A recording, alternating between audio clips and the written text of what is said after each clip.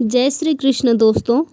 यहाँ पर गीता और कुरान का सीरीज चल रहा है जिसे मैं अपने शब्दों में व्याख्या कर रही हूँ और अध्याय 4 तक अभी कंप्लीट हो चुका और यह है अध्याय 5 श्रीमद् भगवद गीता अध्याय 5 कर्म संन्यास योग। इस अध्याय में श्री कृष्ण अर्जुन को कर्म योग और संन्यास के बीच का अंतर बताते हैं।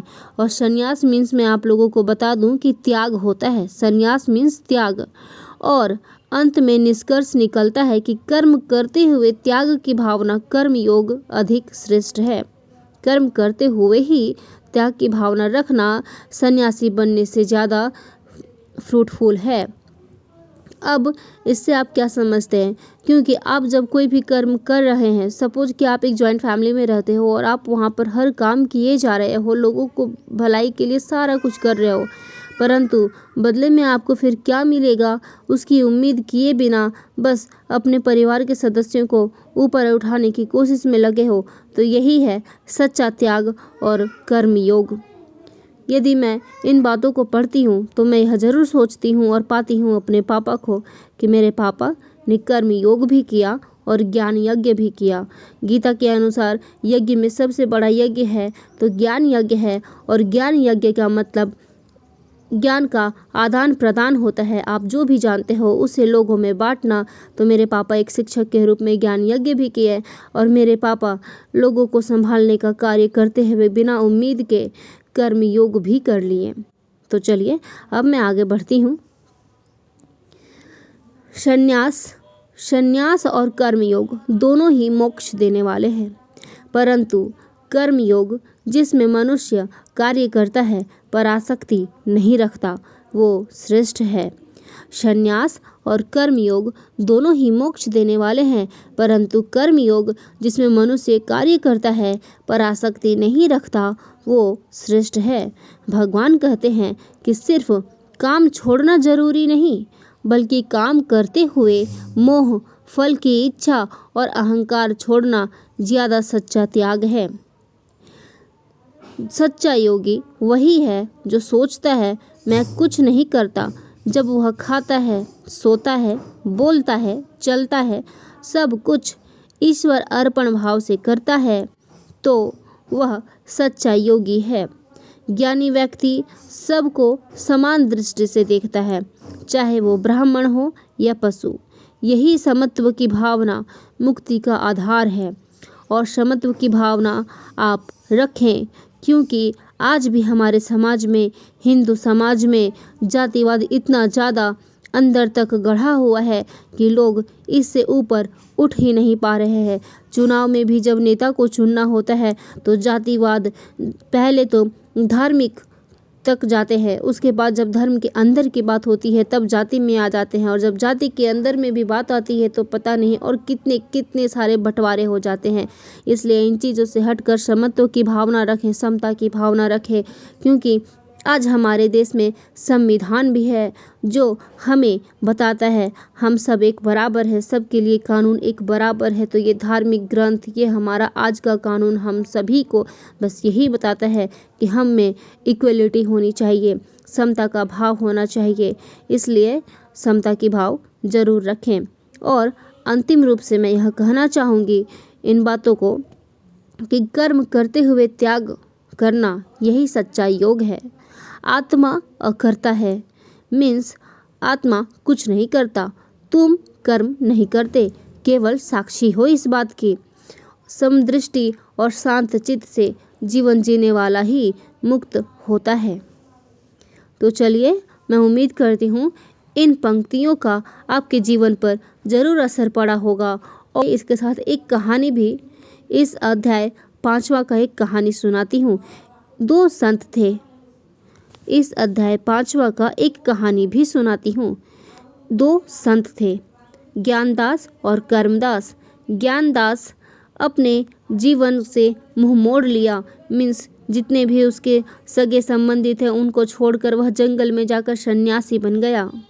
और कर्मदास जो कि घर में रहा, गृहस्थ जीवन जिया, अपने कर्मों का पालन किया और सुबह उठकर वह लोगों को पढ़ाता, बूढ़ों की सेवा करता, बच्चों को पढ़ाता, गरीब दुखिया जो भी हैं उनकी ज़रूरतों को पूरा करता और ज्ञानदास सिर्फ भगवान के ध्यान में लगा रहता।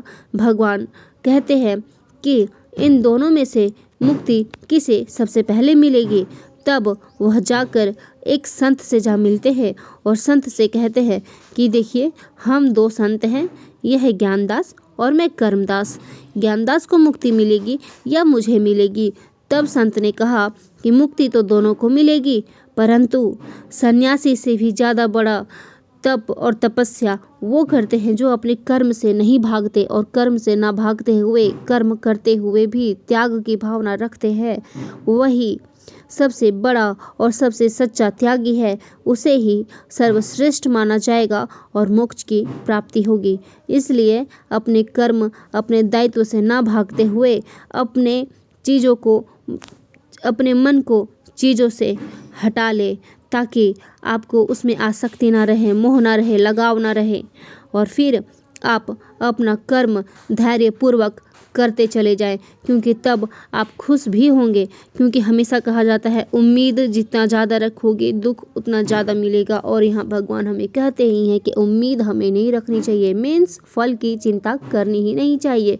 तो चलिए प्रेम से बोलिए राधे राधे, जय श्री कृष्णा।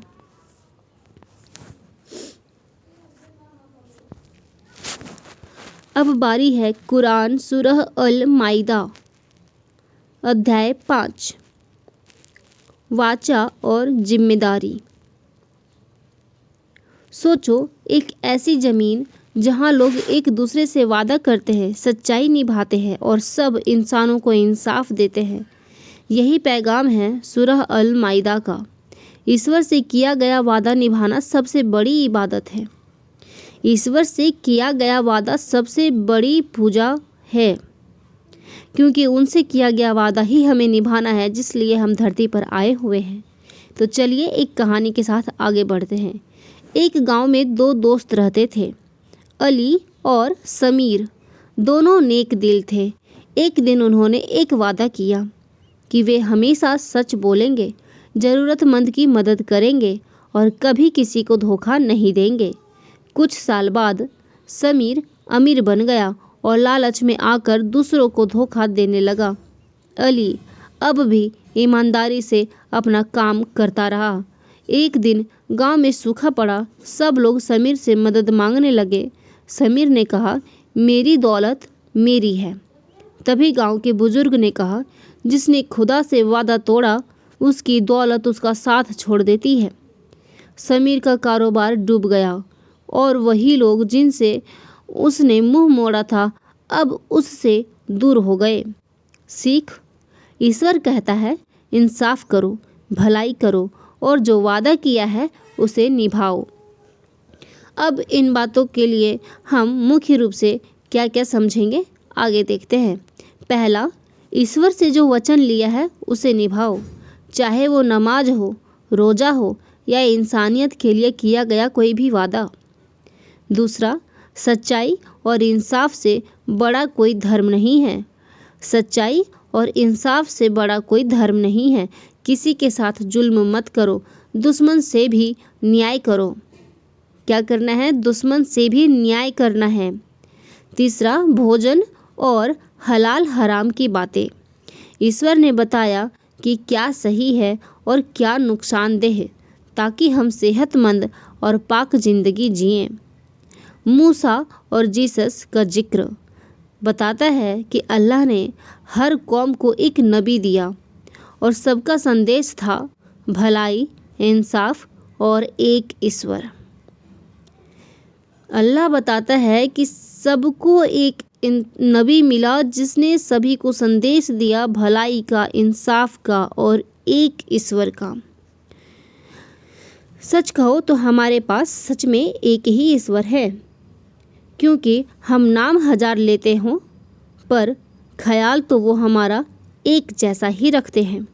सोचो, हम हमारी माँ को कोई माँ कहता है, कोई मम्मा कहता है, कोई अम्मी कहता है, कोई अम्मा जान कहता है, कोई मम्मी, मॉम, मम्मा, मदर, पता नहीं क्या क्या, पर हैं तो सभी माँ ही। आप मम्मा कहकर उनसे मदद मांगो, प्यार मांगो, मिल जाएगा। अम्मी कहकर प्यार मांगो, प्यार मिल जाएगा। इसलिए भगवान कोई और नहीं, सब एक ही हैं, बस नाम पुकारने के अलग हैं। क्योंकि हर भाषा में देखो, हम हर रिश्ते को अलग अलग नामों से पुकारते हैं। तो क्या रिश्ते अलग हो गए, हजार लोग हो गए? नहीं ना। आगे, धर्म सिर्फ इबादत नहीं बल्कि व्यवहार है। दूसरों के साथ जैसा हम पेश आते हैं वही असली मजहब है। अब आप देखो कि आप दूसरों के साथ कैसे पेश आते हो, क्योंकि आप जैसे पेश आ रहे हो आपके धर्म की प्रचार और आपके धर्म का संदेश भी वैसा जाता है। क्योंकि हम धर्म से जुड़े और हमसे धर्म जुड़ा हुआ है। हम जैसे हैं धर्म को लोग वैसे ही देखने लगते हैं। आप अच्छे इंसान बन जाइए, धर्म भी आपका अच्छा लगने लग जाएगा। चलिए, आखिरी सीख, ईश्वर से उसे पसंद करता है। ईश्वर उसे पसंद करता है जो सच्चाई, ईमानदारी और इंसाफ से जीता है। वादा निभाना, ज़रूरतमंद की मदद करना और दिल से इबादत करना, यही असली बंदगी है। हमने अध्याय 5 गीता और कुरान दोनों देख लिए और दोनों में बहुत गहरी शिक्षाएं हैं। और अगर हम इन दोनों अध्यायों को एक साथ देखें तो हम बहुत महत्वपूर्ण बातें समझ सकते हैं। तो चलिए आगे बढ़ते हैं। पहला, कर्म और वचन। गीता में भगवान श्री कृष्ण ने कहा है कि कर्म करने से भाग्य बदलता है। कर्म करने से भाग्य बदलता है, लेकिन कर्म को बिना किसी स्वार्थ के निष्काम भाव से करना चाहिए। कर्म योग की शिक्षा देती है गीता, जो हमें अपनी जिम्मेदारी निभाने को सिखाती है। यह बताती है कि जब हम अपने कर्मों को निष्कलंक और निस्वार्थ भाव से करते हैं तब हम आत्म साक्षात्कार प्राप्त करते हैं। इसलिए अपने कर्मों को भगवान को सौंपकर कर्म करते चले जाइए, उसका फल कभी न कभी आपको जरूर मिलेगा।